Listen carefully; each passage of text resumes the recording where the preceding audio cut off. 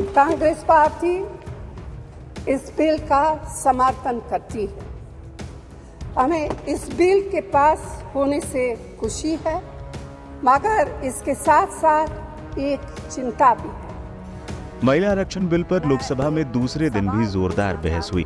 बहस के बीच कांग्रेस संसदीय दल की प्रमुख सोनिया गांधी ने नारी शक्ति वंदन विधेयक का समर्थन किया और सरकार से अनुरोध किया कि जाति आधारित जनगणना कराकर विधेयक में अनुसूचित जाति एवं अनुसूचित जनजाति के साथ ही ओबीसी की महिलाओं के लिए आरक्षण की व्यवस्था की जाए। उन्होंने लोकसभा और विधानसभाओं में महिलाओं के लिए 33% सीटें आरक्षित करने के प्रावधान वाले 128वें संविधान संशोधन विधेयक 2023 पर यह भी कहा कि कानून बनने के साथ ही इसे जल्द से जल्द लागू किया जाए, क्योंकि इसे लागू करने में देरी भारत की महिलाओं के साथ घोर नाइंसाफी होगी।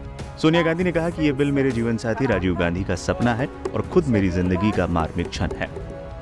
अध्यक्ष महोदय, खुद मेरी जिंदगी का यह बहुत मार्मिक क्षण है। पहली दफा स्थानीय निकायों में स्त्री की भागीदारी तय करने वाला संविधान संशोधन मेरे जीवन साथी राजीव गांधी जी ही लाए थे। भारतीय राष्ट्रीय कांग्रेस की मांग है कि यह बिल फौरन अमल में लाया जाए,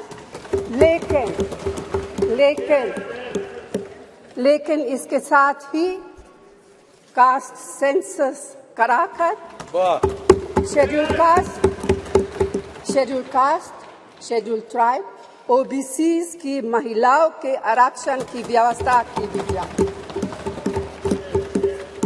सरकार को इसे साकार करने के लिए भी जो कदम उठाने की जरूरत है वह उठाने ही चाहिए।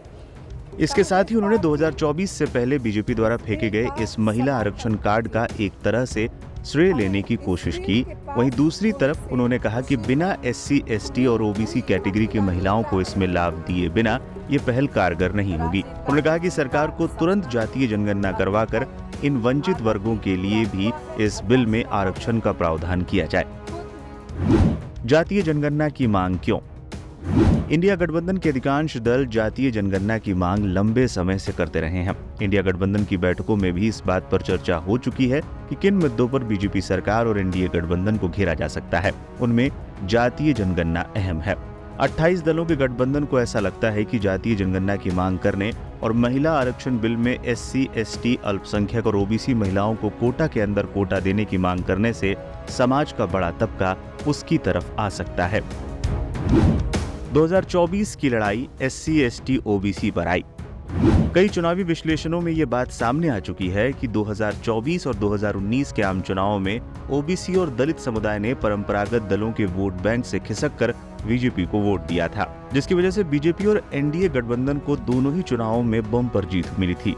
एक तरफ जहां प्रधानमंत्री नरेंद्र मोदी खुद को ओबीसी चेहरा कहते रहे हैं, वहीं दूसरी तरफ बीजेपी ने कई क्षेत्रीय ओबीसी जातियों को अपने साथ कर उनका वोट बैंक खींचा है और अभी भी इस कोशिश में लगी है। दूसरी तरफ कांग्रेस और उसकी अगुवाई वाले गठबंधन के घटक दल लगातार उस वोट बैंक पर फिर से कब्जा पाने के लिए हाथ पैर मार रहे हैं।